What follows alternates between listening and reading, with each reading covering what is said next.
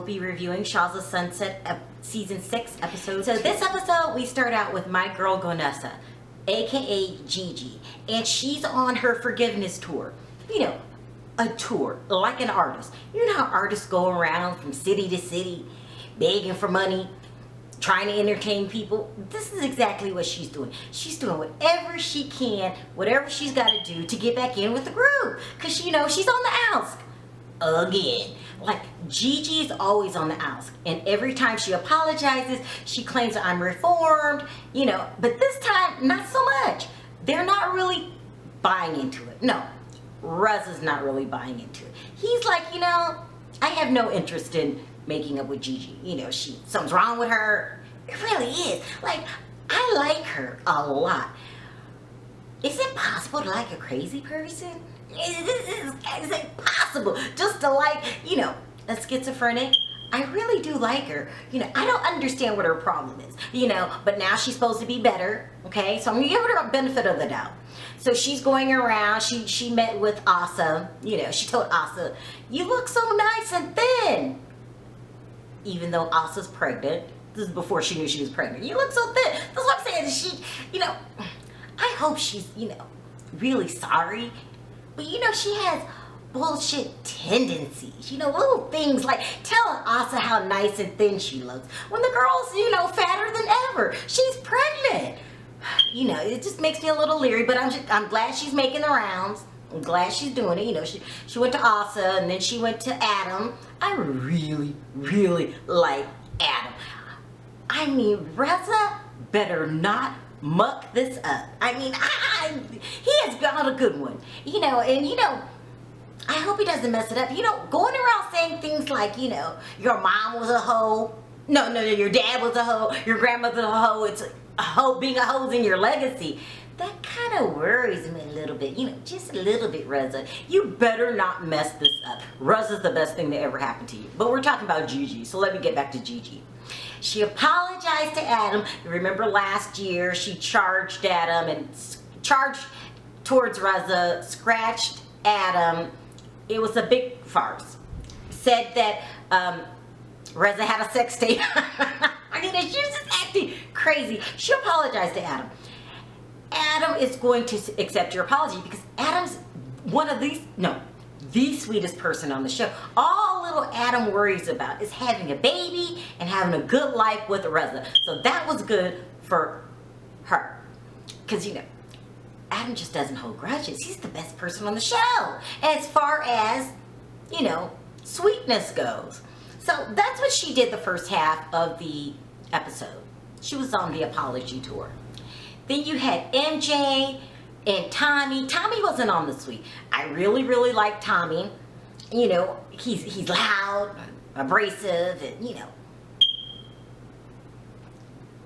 unpolished. I'm gonna put it that way. He's very unpolished, but he's very real. And he's about the best MJ can get. You know, I don't see her points, you know, rising and getting, you know, a stud muffin. So, you know, I like these two together. He stands up to Vita. So this week, she took Reza to see her father, who is in the hospital. Okay, this was a heart-wrenching moment. He really didn't look well. The minute Reza walked in the room and saw him, Reza started crying. He just didn't look well. So he realized that MJ's acting like this is a minor thing and he's gonna be here when I have my kids and walk me down the aisle. And, you know, Reza thinks she's in denial, and so do I. She's very much in denial. But, you know, when a person's in denial, especially about a subject that's so sensitive, you know, we can't really bring them out of it. So, you know, we'll just have to ride with it. But, you know, that was a very, very hard thing to watch. Very hard. I mean, because MJ might be in denial about her father, but that just still doesn't stop her from meddling in other people's business. No. Asa's business. Like, she is all in Asa's Kool-Aid, okay? She starts with Mike. So first, those two are meeting up at Mike's house, which is Fabo, by the way. Love his house. And she's saying, you know, she's pregnant. Is she gonna marry him? And got poor little Mike wondering the same thing. Yeah, I know we don't do that in our culture. You know, what's going on? And she's saying, you know, she hides everything. Okay, this might be true, okay? But MJ, this is none of your business. If Asa wants to get married and have her baby first and never get married, that's up to her. If she wants to wait until the baby's born, whatever she chooses to do is her business, okay? This is not your business. You're all in the Kool-Aid. You're all in the Kool-Aid. And I feel like it's jealousy and it's coming from a negative place. But once I took, you know, but when the commercial came on, I took a little break. I was thinking about what she said. And you know what? She's got a point. Why does Asa get to keep all her business to herself? Like, it's not fair. Like, I want to know what's going on. I want to know everything. If everybody else has to tell everything, then why doesn't Asa? Like, you know, I just want to know things like, how are they going to pay for the baby? Because, you know, in all honesty, the richest Jackson, well, he's no longer around. And I don't see Janet helping you guys out. So, you know, does Jermaine have a job?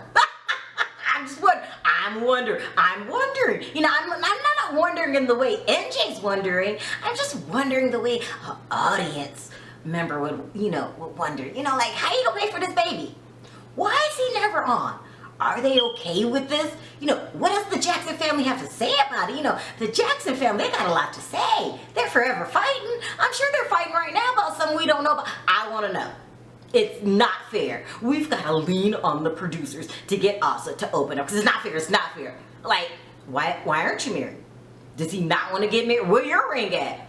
So while I don't agree with MJ questioning you and backing you in the corner and making you answer all these questions, I do agree with her questions. It's just now how she's doing it. But she might be right. You know, even though it's coming from a place of envy, you know, we just need you to answer the questions any way we can. I'm just saying. So Shervin gives this party. Well, earlier in the episode, Adam and Mike, no, Adam and Reza, my bad. Adam and Reza celebrated a year anniversary. Now this is good for Reza.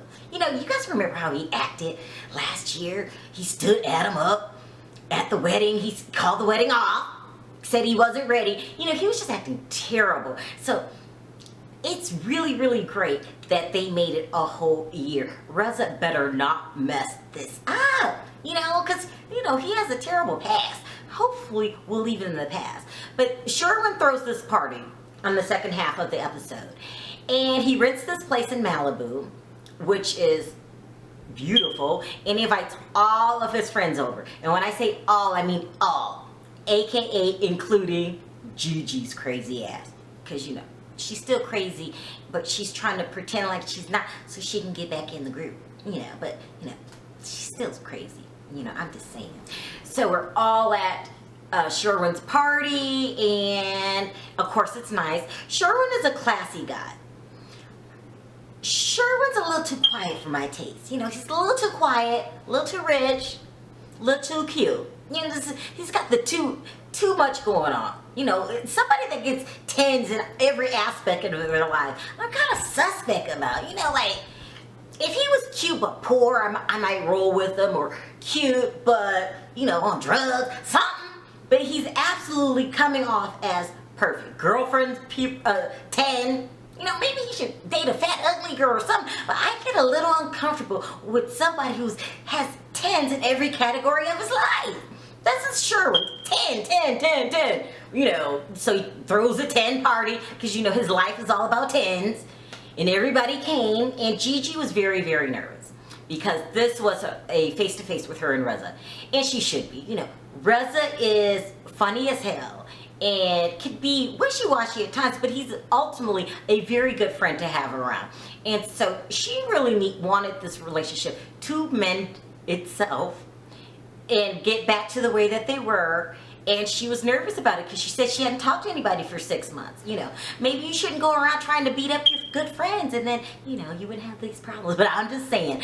So they all get there and Reza kind of lets her off the hook. He really does. He sits everyone down and he says that I went to go see NJ's dad. And it just reminded me, what's really important in life. And, we're going to not worry about the little things.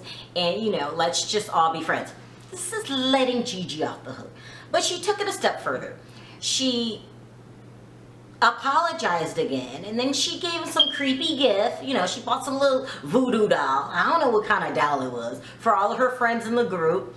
And I guess this was her, people have different tastes. I wouldn't give my friend a voodoo doll, but that's her way of saying I'm sorry. I guess. Like what?